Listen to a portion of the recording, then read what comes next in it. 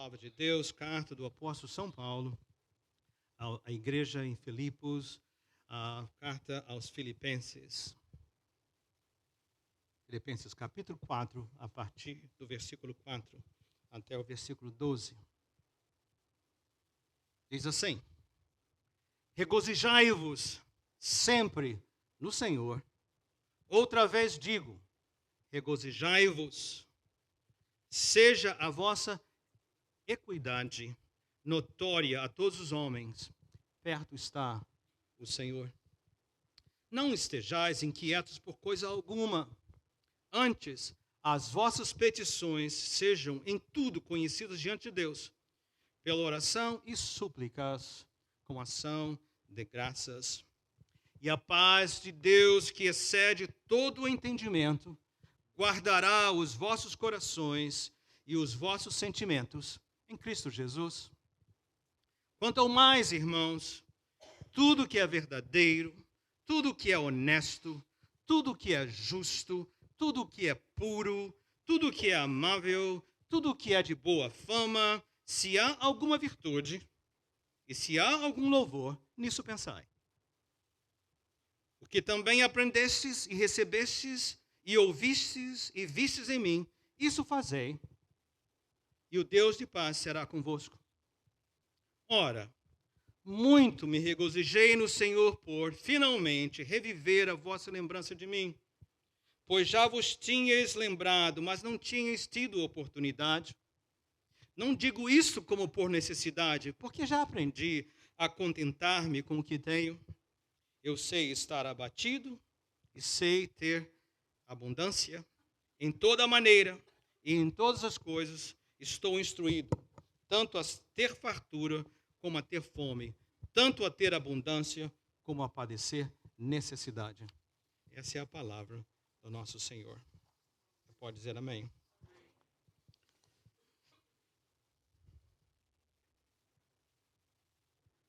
Essa palavra de hoje vem, como eu disse, da carta do apóstolo São Paulo aos Filipenses. Ele é o autor, inspirado pelo Espírito Santo. E ele escreveu essa carta da prisão. Nós não sabemos exatamente qual das prisões. Ele foi preso 2 vezes, não porque era um criminoso, mas porque era alguém que espalhava, compartilhava incansavelmente as boas novas da graça de Deus através de Jesus Cristo. Provavelmente essa prisão é aquela que está escrita no livro de Atos, no capítulo 28. Se você ler capítulo 28, em particular de 16 a 31, você vai ver que se encaixa com as informações. Ele estava preso, mas ele tinha a possibilidade de receber visitas. E ele ali vai estar escrevendo e ministrando e falando para aqueles que estavam ali. Uma carta pequena, apenas 4 capítulos, mas quando você olha para a carta, algumas características pulam da página. Há mais, vou mencionar apenas algumas. Uma delas é a afeição, isso me inspira muito. A afeição de Paulo pela sua igreja, por aqueles que ele tinha sido um instrumento para levá-los ao conhecimento do Senhor Jesus. Carinhoso, como um pai falando aos seus filhos. A outra é que, apesar das circunstâncias, escrevendo da prisão, aqueles que conhecem a vida de Paulo, vê como ele sofreu. Apesar das circunstâncias, o tom da carta é um de alegria. Você viu, regozijai-vos. Outra vez digo, regozijai-vos. Não andeis ansiosos. A afeição pelos aqueles de quem ele cuidava e também essa alegria imensa, esse gozo que não podia ser tirado da sua vida. Mas também nessa carta, uma outra característica, e é mais, mas apenas uma última mais, é o fato de que ele dá muitos conselhos práticos. E um dos conselhos práticos é como eu posso manter a alegria, a paz que o Senhor me dá. Como é que eu posso ter uma paz que não pode ser roubada? Na segunda-feira, por falar nisso, é o meu dia de folga. Nós trabalhamos, de terça a domingo. Segunda-feira é o dia de folga do pastor. Emergências. Então, E segunda-feira é o dia também do honeydew. Você sabe o que é honeydew? O que é honeydew? A mulher põe o homem. Honey, faz isso. Querido, faz isso. Querido, faz aquilo. E uma das coisas que minha esposa pede é o seguinte: honey, invista tempo comigo, Assim, fala, vamos estudar a palavra juntos, né? Às vezes sempre na correria, os dias ficam longos, eu venho para a igreja na parte da manhã, fico aqui até bem tarde, então a segunda-feira é o dia. E nós estávamos trabalhando juntos nesse texto. Aconteceu essa semana, a gente estávamos trabalhando juntos nesse texto, independente da preparação para a palavra de hoje. E quando chegou na hora de, você vai ver daqui a pouquinho, das petições, né? Eu fui colocar na lista de coisas que estavam assim, inquietando a minha mente, meu coração. E a lista ficou desse tamanho. Eu falei, uau. E para mim falou bem claro, né? Eu preciso dessa paz que não pode ser roubada. Eu preciso. E eu espero que você possa ouvir, que Deus, Senhor, possa ministrar o seu coração também. O que é que nós aprendemos? Já que o Paulo é tão prático, eu vou apenas usar os versículos 4 ao versículo 7. Apenas 4 versos. Não daria tempo para nós vermos todos eles. Eu encorajo você a ler tudo em casa. 4 a 12, mas se possível toda a carta aos Filipenses. Acho que 20 minutos você consegue ler tudo mais. O que é que nós aprendemos? Quais são os conselhos práticos? Para que a paz que Deus dá não seja perdida, o que é que eu preciso fazer? Primeira coisa que ele nos ensina, pratique a alegria. Olha só a instrução, regozijai-vos. Ou seja, eu tenho a escolha. Quando estou enfrentando a adversidade, algumas muito sérias, outras menos sérias, quando eu estou enfrentando circunstâncias, qual o conselho que ele dá para mim? Não fique acabrunhado, não se retire, não se excuse, não se esconda. Regozijai-vos. É uma decisão que nós podemos fazer. Ah, pastor, como é que é esse negócio? O senhor está dizendo que é questão de força de vontade? Não. A palavra de Deus diz para nós que nós não temos essa força de vontade. Não existe possibilidade de um botão, né? Ligar e desligar. Vou ter força de vontade. Não é assim. Algumas pessoas até são mais fortes do que outros. Tem mais assim vontades, né? Que conseguem ficar aí firmes, né? Nada me alcança, nada me molesta, nada. Mas fico lá dentro, está tudo estragado, né? A verdade é que nós somos vulneráveis. Porém, nós temos algo diferente das outras pessoas. O que é isso? Nós temos o Espírito Santo que habita em nós. Uma vez que nós entregamos a nossa vida a Jesus, Ele não só perdoa nossos pecados, acabou com a dívida com o Pai, acabou. Nós somos reconciliados com o Pai, mas Ele falou, não vou deixar vocês órfãos. Ele nos dá o Espírito Santo. Ele habita em nós, Deus conosco. E agora nós podemos, como lá numa outra carta do apóstolo Paulo em Gálatas, capítulo 5, 16 a 25, ele nos dá uma instrução muito prática. Ele fala assim, olha, todos vocês que têm o Espírito Santo de Deus em vocês, andem de acordo com o Espírito. Sigam as suas instruções. Porque o Paulo diz, dentro de nós tem a natureza velha e a natureza nova. Nova pelo Espírito, velha pela nossa natureza, nossa carne. Se nós andarmos pela carne, é um desastre. E a lista é grande dos desastres. Mas se você andar pelo Espírito, ele falou, o fruto é amor, paz, alegria, paciência, controle próprio. Então, quando Paulo fala, regozijai-vos sempre no Senhor, ele está dizendo, permita que esta alegria que está dentro de você flua. Escolha ouvir o Espírito. Não lide com as adversidades com o seu força de vontade, do seu jeito. Permita que o Espírito direcione a sua vida. Ajudou? Quer manter a paz? Deixa fluir a alegria. Regozijai-vos. Não é querer sofrer, é crer que esse que está em mim é maior do que aquela circunstância, aquele que está no mundo lidando comigo. Mas ele dá mais conselho para nós. O que mais? Além de praticar a alegria. Ainda nesse texto de praticar a alegria, olha só, eu quis sublinhar equidade. Eu fui olhar lá fundo. O que é isso? Que equidade é essa? Que negócio é isso aí, né? O que quer dizer? Isso quer dizer o seguinte, seja o vosso equilíbrio, e eu vou acrescentar, emocional, espiritual. O fato de que, como ondas do mar vêm sobre uma rocha, mas a rocha está firme. As ondas vêm e vão, você está firme. Permita que o seu equilíbrio, a sua estabilidade, o fato que você não fica nervoso, você não perde o controle, você não fica desarvorado, impressione os outros. Não é lindo isso? As pessoas olham para você e dizem assim, o que está acontecendo? A sua história ao seu lado, tudo está desmoronando e você está aí tão gentil, tão amável, tão equilibrado. Por quê? Porque ele vive em mim. Pratique a alegria. Segundo, abandone a ansiedade. De novo, nós podemos escolher pelo Espírito, abandone. Ele fala assim, não estejais inquietos por coisa alguma, nenhuma. Há uma escolha para ser feita. Não faça isso, não faça isso. Lógico, gente, que existem algumas preocupações ou ansiedades que são boas, entre aspas. Por exemplo, preocupação de pais com os filhos. Pequenos, crescendo, adolescentes, jovens, adultos, normal. Mas ele está falando, não deixa que isso destrua você, que você perdeu o controle. Tá? É uma coisa terrível quando nós sofremos perdas, né, de todo tipo, seja em termos de perder pessoas queridas, ou perder situações que nos afetem, trabalhos, finanças, o que seja. Mas a ideia é a seguinte, abandone-se, não andar inquietos por coisa alguma. Falando sobre inquietação boas, né, nós podemos ver, no caso dos pais, vemos Jesus também. Eu lembro que Jesus tinha muita preocupação, entre aspas, com seu povo. Jerusalém, Jerusalém, quantas vezes eu quis juntá-los como uma galinha junto aos seus pintinhos, mas vocês não me ouviram, não ficará pedra. Então, essa preocupação é legítima. Mas ele está dizendo para nós, no todo, não permita que a ansiedade venha destruir você. Não, ficar ansioso totalmente é alguma coisa que não faz é incompatível com essa paz que o Senhor tem. Então, abandone a ansiedade. Eu fiz uma lista de algumas coisas. Por exemplo, preocupação, teto, alimentação, roupa, autoimagem, competição, rejeição, contas que se acumulam, namorado, namorada, ou a falta do namorado, a falta da namorada,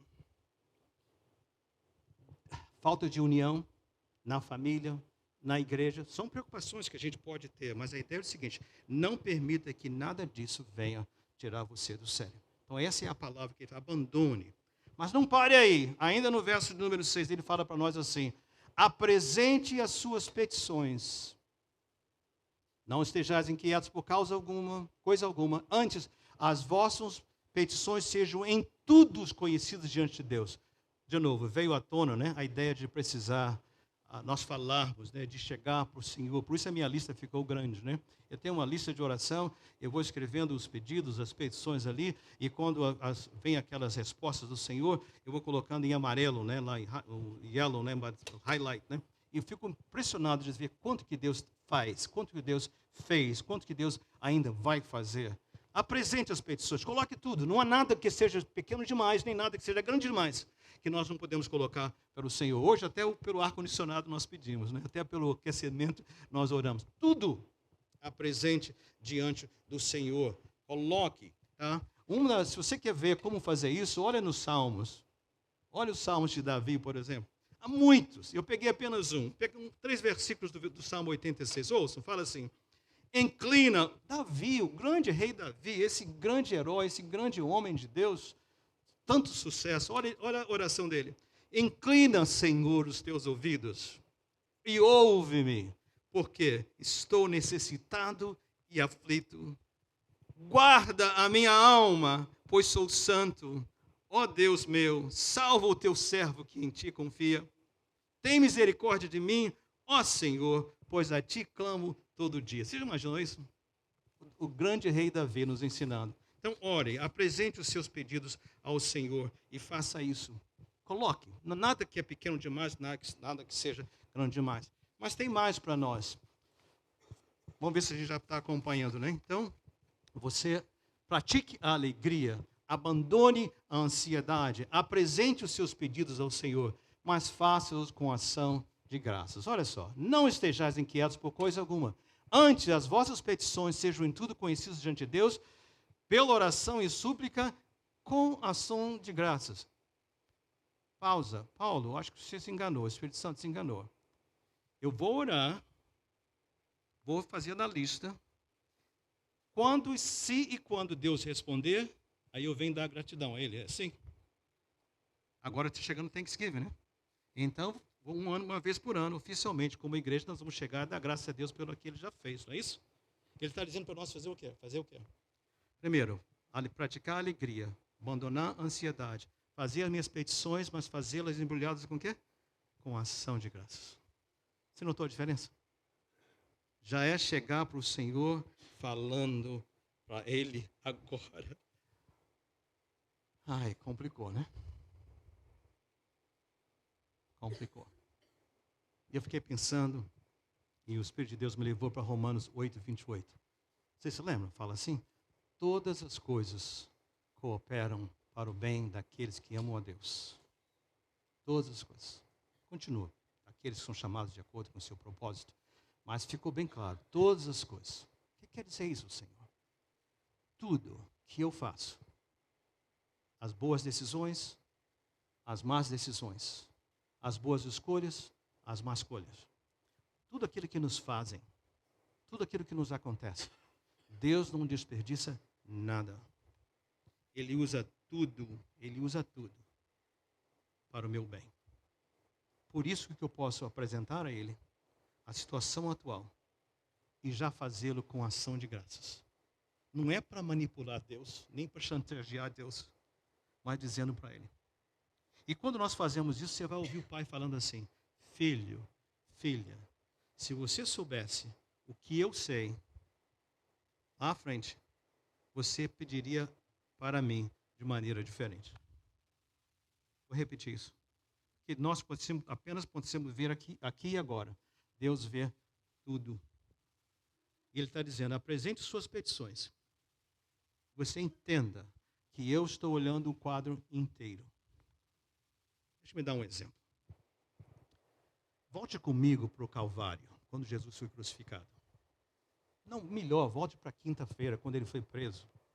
À noite.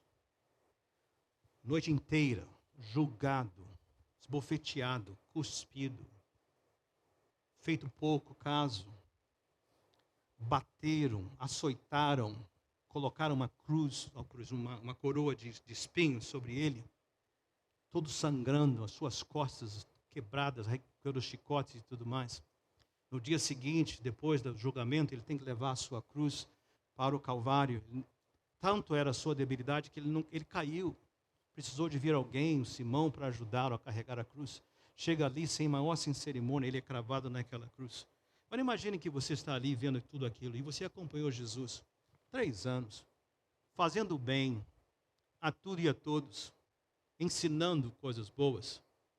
Você veria aquilo acontecendo e talvez você perguntasse: mas o que é isso? Como é que Deus pode permitir isso acontecer com ele? Tão perfeito, tão bom. Por que Deus não intervém? Como às vezes nós fazemos quando situações: por que, Senhor, já está permitindo isso acontecer comigo? Por que por quanto tempo? Como é possível, Senhor? Eu faço tudo direito, por que isso está acontecendo comigo? Se nós estivéssemos ali pensando assim, nós estaríamos perdendo algo extraordinário, que para o olho humano era um desastre. Mas na história divina, aquele momento mudou a história. Porque aquilo ali não foi uma tragédia, nem uma derrota, nem um fim. Aquilo ali foi o momento em que nós fomos libertos dos nossos pecados. Ali foi o momento que através dos seus sofrimentos, as suas pisaduras, eu fui sarado. Foi por causa daquele momento que nossos pecados foram perdoados. Nossos nomes foram colocados no livro da vida. E eu entendi algo muito claro. Irmãos, esse quadro de Jesus, que a olho nu parecia um desastre, aos olhos de Deus era grande vitória. E eu queria que você soubesse nessa manhã que a história triste que podemos estar vivendo hoje, aos olhos de Deus, e a sua grande libertação. Um dia haverá quando nós vamos olhar e dizer: Senhor, como eu poderia crer que o meu desastre naquele momento seria essa vitória extraordinária no futuro? Você está captando isso? Com ação de graças. Por isso podemos dizer: Senhor, eu estou aqui. Eu estou aqui.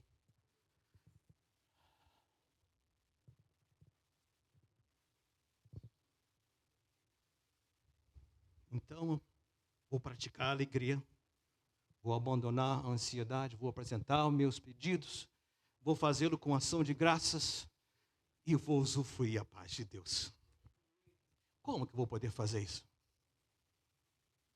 Como é que eu vou poder fazer isso? Quando as ondas estão fortes lá fora, a tempestade está acontecendo, eu estou sendo assolado, perda de entes queridos, perda de trabalho, relacionamentos rompidos. Como é que eu vou, enfermidade que não tem saída, como é que eu vou estar em paz? Olha só, e a paz de Deus, que excede todo entendimento, olha a palavra, guardará. Fiquei curioso. Fui olhar mais fundo. Sabe o que esse guardará é? É a ideia de que Deus manda uma escolta militar. Os salmos não falam que seus anjos darão ordem? Então, isso quer dizer o seguinte: minha mente e meu coração, minha mente, meus pensamentos, meus sentimentos são os primeiros a serem abalados, não é?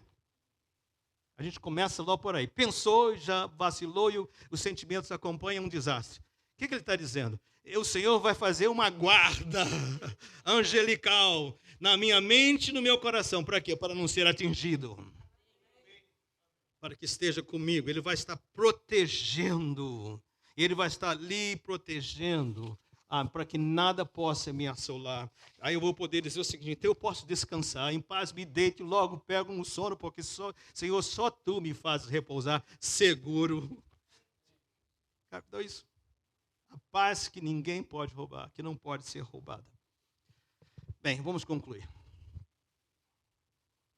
Normalmente, nessa altura do campeonato, as pessoas falam para mim: pastor, isso é muito bonito, palavra boa e tudo mais, mas não dou conta. Quando nós falamos assim, Juninho, você pode já vir aquele cântico que fizemos no culto anterior? Quando a gente fala assim, gente, nós estamos dizendo: Senhor, o Senhor é mentiroso. A palavra sua de que nós somos criados para viver em comunhão com o Senhor, que o nosso pecado nos separou, mas que o Senhor prometeu um redentor. O redentor foi Jesus, e Ele deu sua vida para que nós pudéssemos ser reconciliados com o Pai. Tudo se fez novo, as coisas velhas já passaram. Nós não cremos nisso. Nós não cremos nas suas promessas. Nós precisamos fazer isso. Aí você diz: eu entendo, mas eu não conheço ser humano nenhum que pode viver assim. Isso não é verdade. Eu escolhi um na história, né? É possível que você, à medida que for ouvindo os acordes, você vai lembrar de um hino. Nós em português chamamos esse hino Eu Sou Feliz com Jesus. Vocês se lembram bem, né? Sou feliz como Jesus. Eu não sei se você conhece a história do Sou Feliz com Jesus. Deixa-me relembrar para alguns, talvez contar para outros. O autor desse hino, ele foi um americano que viveu nos anos 1800 em Chicago, aqui nos Estados Unidos. E ele tinha esposa, 4 filhas e um menino. Foi muito bem sucedido. Muitas propriedades ali naquela região, muitos negócios. Mas quando o seu menino tinha 2 anos, ele morreu. Ele os abateu muito. Aí no ano de 1871, os que gostam de história, né? Eu gosto muito de história. Houve o grande fogo de Chicago. O evangelista Moody tem muitas histórias relacionadas com isso, né? Mas a cidade quase inteira foi queimada. E os negócios daquele senhor, daquela família, foram destruídos. Então eles foram de pessoas super bem financeiramente, já ainda sentindo a perda da criança de 2 anos, agora perderam seus negócios. Eles tinham família na Inglaterra, então eles planejaram de ir até a Inglaterra para recomeçar a sua vida. Mas na última hora, a questão dos negócios, coisas que ainda não estavam resolvidas, ele precisou ficar para trás. Então a sua esposa foi com as 4 filhas. Lá no meio do oceano, houve uma colisão de 2 navios. E o navio deles afundou. Somente a esposa foi salva. Eles não tinham comunicação, nem telefone, nem nada, só telegramas, tinham que esperar chegar lá. Quando ela finalmente chegou à Inglaterra, suas 4 filhas haviam morto. Ela mandou um telegrama para o seu esposo. E o telegrama tinha 2 palavras: saved alone. Salva sozinha. Ele pegou um outro navio e foi para encontrar-se com a esposa. E foi nesse caminho que o Senhor esperou a escrever esse hino. Deve se lembrar, mas diz assim, essa é a versão em português. Se paz a mais doce me deres gozar, se dor a mais forte sofrer, ou seja o que for, tu me fazes saber que feliz com Jesus sempre sou. Oro, sou feliz com Jesus sou feliz, com Jesus meu Senhor. Próximo verso diz assim, embora me assalte o cruel Satanás e ataque com vis tentações, certo eu estou, apesar de aflições, e feliz eu serei com Jesus. Focalizou na cruz de Cristo, ao invés da circunstância, o próximo verso, que diz assim, meu triste pecado, por meu Salvador, foi pago de um modo cabal. Valeu-me o Senhor, misericórdia sem igual, sou feliz, graças dou a Jesus.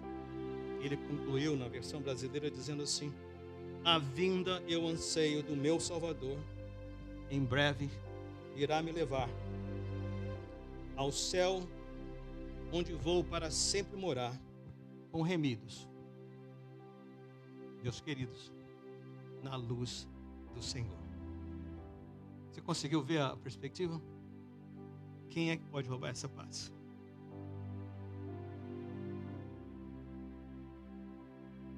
Quem é que pode roubar essa paz? O mesmo Espírito que operou na vida do apóstolo Paulo, quando escreveu, lembra? Aquele homem tinha uma lista desse tamanho. Quantas vezes apanhou, deixado por morto, naufrágio, prisões, rejeição, traição. E nos diz, alegrai-vos, regozijai-vos, outra vez, vos digo, regozijai-vos. O mesmo Espírito que operou na vida do apóstolo Paulo e operou na vida desse irmão lá em Chicago, está operando na sua vida, na minha vida hoje. Quem é que poderá nos separar desse amor do Senhor? Mas o verso termina bem claro dizendo, guardará os vossos corações e os vossos sentimentos em Cristo Jesus. Amigo, eu não sei onde você está. Se quer experimentar essa paz, precisa estar em Cristo Jesus. Você precisa entregar a sua vida ao Senhor. Precisa dizer, Senhor, toma todas as áreas. Vem morar no meu coração, vem dirigir a minha vida. Para talvez alguns de nós que já estamos na caminhada e que às vezes nos esquecemos isso e perdemos o nosso sono. Descanse. O Senhor guardará os vossos corações e os vossos sentimentos. Permaneçam no Senhor Jesus. Amém? Eu não sei se nós temos se o Ricardo pode rapidamente achar esse hino ou não, mas talvez alguns de vocês saibam de cor. Vamos experimentar cantá-lo?